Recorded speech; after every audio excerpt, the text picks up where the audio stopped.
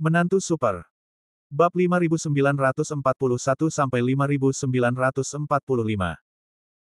Bab 5941, strategi ini tidak terkalahkan. Ia lebih tertarik mencari langkah untuk turunkan anak keempat.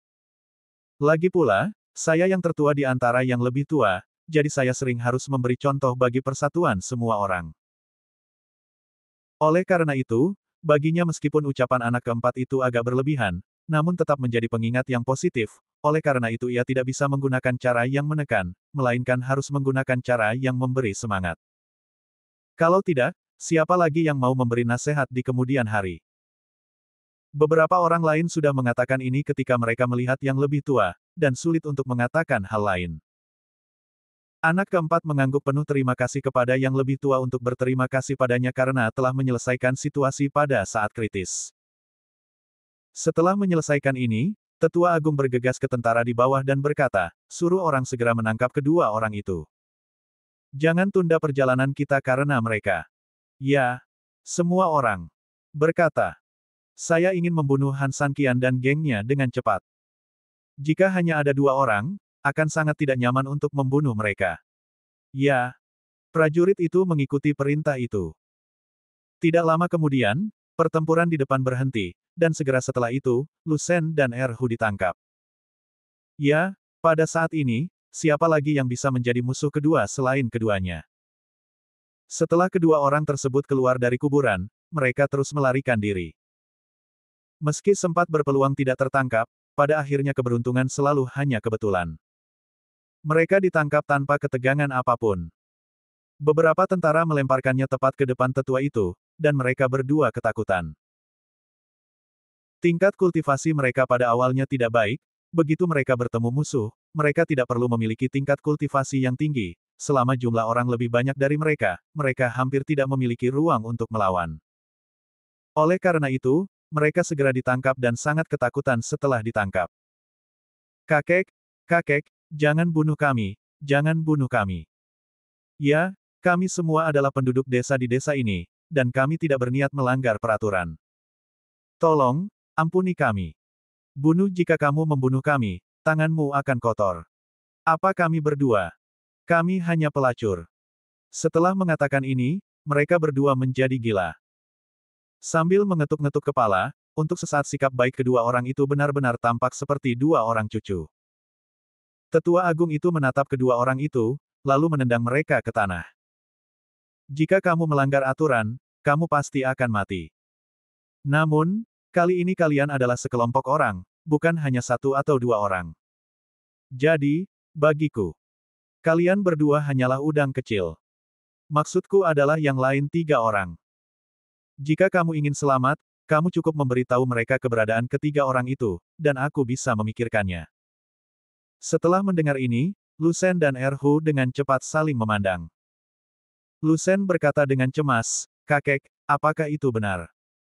Apakah kamu baru saja membiarkan kami pergi setelah kami memberitahumu keberadaan mereka?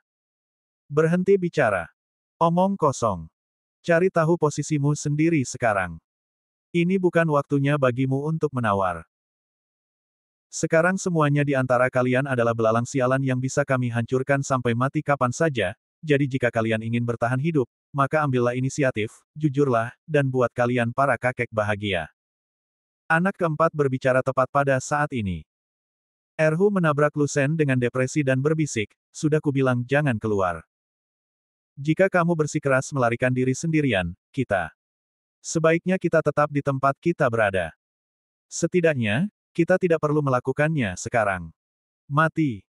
Setidaknya, kamu tidak harus diperlakukan seperti cucu. Mendengar keluhan Erhu, Lu Shen menjadi marah. Bukankah dia melakukan ini untuk bertahan hidup? Namun siapa sangka dia akan ditangkap begitu cepat. Hentikan omong kosong sialan itu, jika kamu tidak mau keluar bersamaku, aku bisa menusukkan pisau ke lehermu dan memaksamu melakukannya. Kalau begitu, bukankah kamu juga menginginkannya? Itu akan terjadi. Kalian berdua harus menganggap dirimu tidak beruntung, tahu? Sial, apa yang kalian berdua gumamkan? Kalian tidak menganggap kami serius, bukan?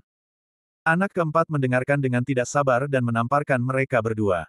Di kepala. Keduanya kesakitan, namun mereka menutupi kepala dan tidak berani melakukan perlawanan untuk beberapa saat. Bagaimana menurutmu? Beritahu aku atau tidak? Kata sesepuh agung itu dengan dingin. Lu Shen segera berlutut dan berkata, katakan padaku, apapun yang ingin kamu ketahui, kami akan memberitahumu, tidak hanya di mana mereka bersembunyi, tapi bahkan hal lainnya. Bab 5942 Mata-mata. Setelah mendengar ini, keempat tetua saling memandang dan tidak bisa menahan senyum dingin. Jelas sekali, hasil seperti itu sudah lama sesuai ekspektasi mereka. Tentunya yang terpenting adalah mereka akan segera mengetahui sebenarnya tempat persembunyian ketiga orang lainnya, sehingga mereka bisa segera menemukan beberapa hal penting. Dan segera menyelesaikan balas dendamnya. Kalau begitu mari kita bicarakan satu persatu. Semakin banyak kamu berbicara, kita akan semakin bahagia, dan semakin bahagia kita, semakin besar peluangmu untuk bertahan hidup. Namun, jangan salahkan aku karena tidak mengingatkanmu. Baiklah, katakan saja dengan benar, setiap kata harus benar. Kalau tidak, jika setengah dari kata itu salah bagi kami, kamu akan mati kapan saja.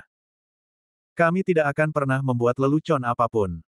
Diancam seperti ini oleh Yang keempat nak, mereka berdua semakin ketakutan. Lu Shen adalah orang pertama yang berbicara, sebenarnya, kami tidak pergi jauh sama sekali. Kami segera kembali ke makam kuno setelah menyingkirkanmu. Mereka benar-benar bersembunyi di tempat itu. Berpikir bahwa pihak lain tidak mempercayainya, Lu Shen sangat ketakutan sehingga dia berlutut dan bersujud di tempat. Kakek, itu benar-benar di tempat itu. Jika aku berbohong bagimu, aku tidak akan memiliki keturunan. Sang tetua melirik ke tiga tetua lainnya, mereka berempat mengangguk satu sama lain. Meski kemungkinan berada di kuburan tidak terlalu besar bagi mereka berempat, mereka tetap memikirkan kemungkinan tersebut. Nama pemimpin kami adalah Han San Qian. Dia mengatakan bahwa tempat paling berbahaya adalah tempat paling aman. Siapapun di antara Anda mungkin memikirkan tempat itu untuk pertama kalinya, tetapi hanya karena Anda semua berpikir bahwa mereka kemungkinan besar ada di sana, maka di sanalah adalah ini sangat berbahaya, dan tidak mungkin bagi orang biasa untuk bersembunyi di sana. Tetapi mengikuti pemikiran ini, itulah tempat yang paling aman. Tetua Agung itu mengangguk. Ini memang logika yang luar biasa. Faktanya, semuanya mereka semua langsung memikirkan di mana kelompok orang ini akan bersembunyi. Namun, setelah memikirkannya dengan hati-hati, saya langsung menepis gagasan tersebut. Akankah musuh sebodoh itu pergi ke tempat yang sudah jelas itu? Orang normal mungkin akan mencari tempat baru. Tempat persembunyiannya adalah. Oleh karena itu, jika mereka bersembunyi di sana, memang paling mudah untuk diabaikan oleh mereka. Oke, ayo lanjutkan. Aku merasa sedikit lebih baik sekarang. Han San Qian juga meminta tentara dari Istana Air untuk membantu. Raja Naga telah berjanji untuk mengerahkan 500.000 pasukan ke sini lagi. Lu Shen berkata saat ini intinya, ada jeda. Ia ingin melihat reaksi kelompok orang ini. Jika kelompok orang ini ditakuti oleh 500.000 tentara dan jenderal, itu berarti mereka mungkin punya kepercayaan baru. Artinya, mereka akan menggunakan kesempatan itu untuk melepaskannya. Jika tidak, jika tentara datang untuk membunuh mereka, mereka akan mati tanpa tempat untuk menguburkannya. Namun, hasilnya membuat mereka agak kecewa. Karena keempat orang ini tidak menunjukkan rasa takut apapun. Melihat ini, Lu Shen juga tahu bahwa harapan terakhirnya telah hancur, dan dia hanya bisa memberitahu mereka situasinya dengan jujur, berharap orang-orang ini bisa melepaskannya. Namun, kamu tidak perlu khawatir. Orang-orang dari Raja Naga telah pergi mencari seseorang untuk Han San Qian, jadi tempat yang mereka tuju sangat jauh. Jika kamu ingin kembali secepat mungkin, itu akan menjadi sudah terlambat. Tetua Agung merasa puas lagi. Mengangguk, informasi ini konsisten dengan kecerdasan mereka saat ini, yang juga menunjukkan bahwa kedua orang ini tidak berbohong. Apa yang Anda katakan cukup bagus. Sayangnya, kami juga mengetahui hal-hal ini. Saya pikir Anda harus memberitahu kami sesuatu yang tidak kami ketahui. Itu benar. Mari kita bicara tentang sesuatu yang rahasia. Lu Shen berhenti. Mengangguk dan berkata buru. Tanda hubung. Buru? Ya, kami punya berita eksklusif terbaru. Saya hanya berharap Anda benar-benar dapat melepaskan kami. Itu tergantung seberapa rahasia-rahasia Anda. Jika itu berharga, ya. Oke, yang pertama adalah itu lubang di atas kuburan telah hancur total. Hanya ada satu pintu masuk utama yang bisa dimasuki. Mereka membiarkan sapi aneh itu menjaga di sana. Tujuannya adalah untuk menunda waktumu sebanyak mungkin. Tujuan dari menunda waktu adalah untuk menunggu prajurit udang dan jenderal kepiting tiba. Ingin tahu kapan prajurit udang dan jenderal kepiting akan tiba? Bab 5943, apa rencana ini? Setelah mendengar ini, Tetua Agung akhirnya menjadi tertarik. Tentunya akan sangat penting bagi mereka jika mereka bisa mengetahui keberadaan prajurit udang dan jenderal kepiting. Karena informasi ini akan menentukan rute mundur mereka dan apakah mereka memiliki keraguan dalam menyerang. Melihat Tetua Agung itu tiba-tiba menjadi tertarik, Lu Shen juga sangat senang, seolah-olah dia telah memegang sedotan penyelamat nyawa. Mereka bilang kita bisa tiba pada siang hari. Ingat, kita semua akan tiba. Sekarang, beberapa tentara dan jenderal seharusnya sudah tiba, tapi jumlahnya mungkin tidak terlalu banyak, sekitar 1 atau 2 ribu orang. Mendengar kata-kata ini, keempat tetua itu mengerutkan kening sejenak, tetapi kebanyakan dari mereka masih mencibir. Jika tentara datang, mereka pasti tidak akan mendapat keuntungan apapun. Meskipun mereka kuat, mereka tidak berdaya menghadapi para pelaut yang jumlahnya benar-benar menekan mereka. Jika mereka memiliki kemampuan untuk membunuh para pelaut, mereka pasti sudah melakukannya sejak lama, bukannya hanya mengikuti situasi. Jadi, dengan kata lain, mereka harus membunuh Han Sanqian dan yang lainnya sebelum tengah hari. Namun kabar baiknya, saat ini hanya ada 1.000 pelaut yang datang, kemampuan tempur individu para pelaut tersebut memang rata-rata, mereka sama sekali bukan lawan kecuali mereka memiliki keunggulan dalam jumlah. Mereka tidak sesumbar dengan ukuran 1.000 orang saja, mereka bisa menyelesaikannya dengan mudah. Perang tidak dapat ditunda sampai tengah hari, jika tidak maka perang akan gagal. Tapi perang pasti tidak akan tertunda sampai saat itu. Apakah ada informasi lain? Ya, itu sapi aneh itu. Anda harus berhati-hati. Ketika beberapa tetua lainnya mendengar ini, mereka berkata kepada tetua itu, sapi aneh itu memang memiliki beberapa kemampuan. Kita bisa bekerja sama hari itu. Kita benar-benar setara dengannya. Jika sapi aneh itu menjaga di bawah, itu memang bisa menunda kita untuk sementara waktu. Tetua Agung itu mengangguk, dan saat dia hendak berbicara, Lu Shen segera berdiri. Kakek, tolong jangan lihat sapi aneh itu seperti itu, dia terikat denganmu karena kondisinya tidak baik. Tetapi sekarang, sapi aneh itu benar-benar berbeda. Beberapa tetua segera memandangnya. Apa bedanya? Ya, mereka pernah bertarung melawan sapi aneh itu, dan tentu saja mereka juga mengetahui beberapa situasi dari sapi aneh itu. Sapi aneh itu memang dalam keadaan lemah saat itu. Sapi aneh itu sebelumnya dikurung di kuburan bawah tanah dan selalu lapar. Jadi kekuatannya sangat rata-rata, tetapi tadi malam berbeda. Han Sanqian meminta Raja Naga untuk melewati sungai dan hal-hal lain, dan mengirim banyak ikan dan udang ke sana. Sapi aneh itu makan begitu banyak sehingga saya pikir, setelah 1 malam dengan pemulihan dan istirahat, monster itu tidak akan memiliki kekuatan 100%, tapi pastinya tidak akan menjadi masalah untuk pulih 70% hingga 80%. Mendengar kata-kata Lu Shen, beberapa tetua tiba-tiba mengerutkan kening. Tetua Agung, monster itu tidak terduga. Jika kondisinya pulih hingga 70% hingga 80%, itu memang akan menjadi masalah besar. Ya, ini perlu dipertimbangkan kembali. Tetua Agung mengerutkan kening dan berpikir sejenak, lalu berkata, saya khawatir, ini juga alasan mendasar mengapa mereka tetap bertahan di kuburan. Tapi sapi aneh itu jelas-jelas menentang mereka sebelumnya, jadi mengapa sekarang membantu mereka? Lu Shen buru-buru menambahkan, Tetua Agung, mereka hanya menggunakan makanan untuk membuat kesepakatan dengan sapi aneh itu. Penatua Agung mengangguk, berpikir sejenak, dan mengangkat tangannya. Jangan khawatir, kamu tidak perlu khawatir. Tidak masalah jika monster itu lebih kuat.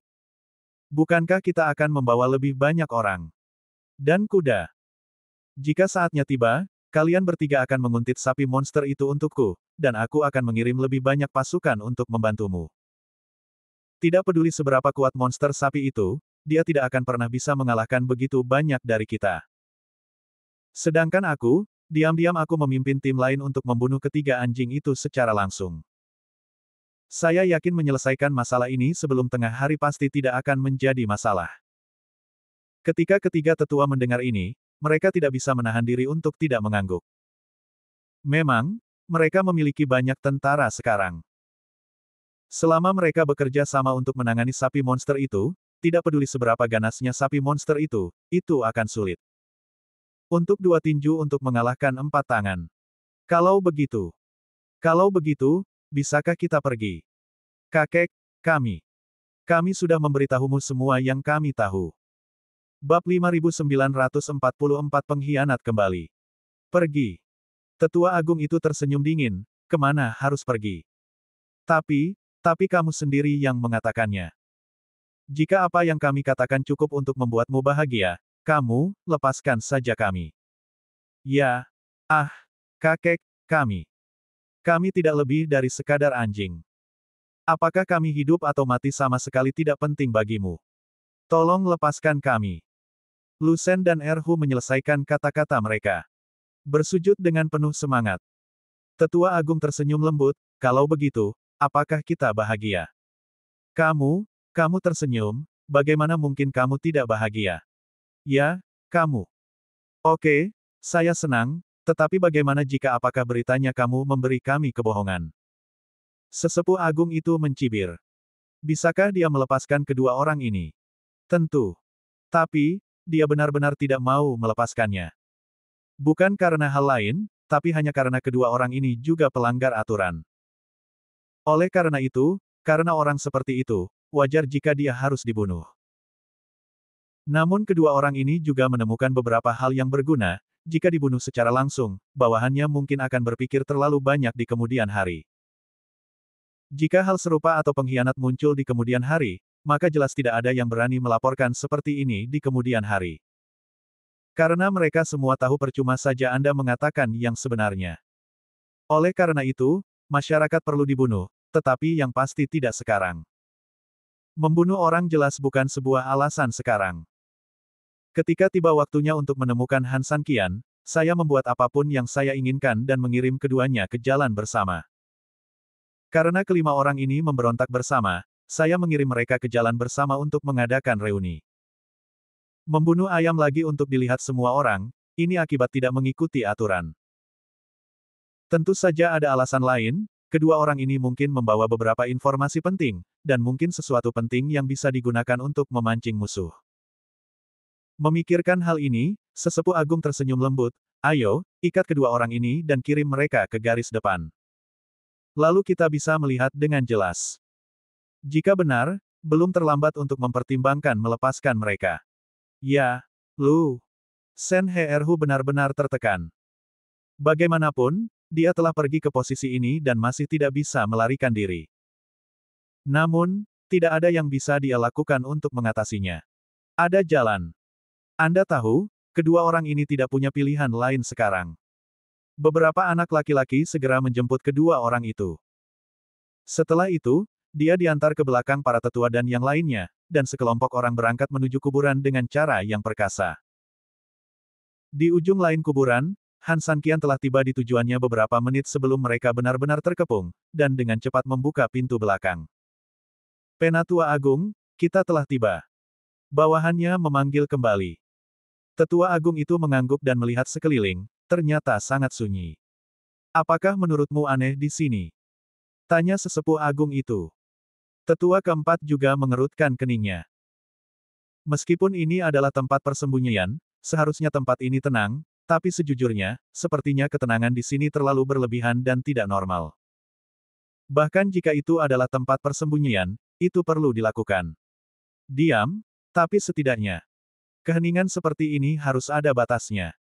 Secara relatif, lingkungan ini senyap seperti lingkungan lainnya. Tapi di sini, suasananya sepi seperti area tanpa makhluk hidup. Tepatnya, tempat ini lebih mirip tanah tandus. Penatua yang agung, anehnya Anda memang pendiam. Saya selalu merasa ada sesuatu yang tidak normal. Lao Si adalah orang yang selalu berpikir lebih banyak karena orang lain lebih berhati-hati. Namun, kali ini, saya berdiri di sisi Lao Si. Sejujurnya di sini, ketenangannya memang agak aneh. Tetua kedua dan tetua ketiga juga mengangguk berulang kali. Keempat orang tersebut hampir semuanya memiliki pendapat yang sama, artinya apa yang mereka alami memang bukanlah ilusi, melainkan kenyataan. Lu Shen dan Erhu juga bingung sekarang. Melihat tetua agung dan yang lainnya semua melihat mereka, mereka juga panik dan bingung sejenak. Lu Shen buru-buru berkata, "Kakek, mereka benar-benar bersembunyi di dalam. Aku tidak berbohong kepadamu. Ya, mereka pasti ada di dalam." Tetua agung dan tiga orang lainnya saling memandang. Dia mengerutkan kening, tentu saja aku tahu mereka ada di dalam, tapi pertanyaannya, kenapa ada pemandangan aneh di luar? Katakan sejujurnya, apakah ada yang salah di sini, atau mungkin kalian apakah ada rahasia yang belum kalian ceritakan kepada kami? Bab 5945, semakin aku memikirkannya, semakin salah jadinya. Lu Shen dan Erhu juga sangat bingung. Lu Shen berkata, "Kakek, kami tidak berani menyembunyikan apapun darimu. Apa yang kami katakan adalah benar." Ya. Dia melirik kedua orang itu dan melihat keduanya ketakutan setengah mati. Dari ekspresi mereka, Tetua Agung tahu betul bahwa kedua orang ini benar-benar tidak bisa menipu mereka. Semuanya diceritakan berdasarkan semua yang mereka ketahui. Oleh karena itu, jika Anda terus bertanya, Anda mungkin tidak mendapatkan petunjuk berharga apapun. Bos, sepertinya kedua orang ini tidak dapat menemukan apapun, tetapi tempat ini menjadi semakin salah, kata tetua keempat dengan lembut. Tetua agung itu mengangguk dan hendak berbicara ketika tiba-tiba, terdengar suara gemuruh keras dari gunung di depan. Sebelum sekelompok orang sempat bereaksi, pintu kuburan di kaki gunung perlahan terbuka. Tetua agung segera memberikan respon bertahan, dan tetua lainnya juga memerintahkan para murid untuk membentuk formasi, siap menyerang atau menahan serangan musuh kapan saja. Namun yang mengejutkan mereka adalah pintu itu terbuka dengan cepat, namun begitu terbuka, tidak ada musuh yang keluar untuk menyerang mereka. Hal ini membuat mereka sangat aneh. Hei, apa yang terjadi? Mengapa pintu pekuburan terbuka dengan sendirinya? Aneh, ini terlalu aneh. Jika cukup aneh bahwa pekuburan itu sangat sepi di depan, maka begitu pintu terbuka di belakang itu reaksi setelahnya terlalu keterlaluan.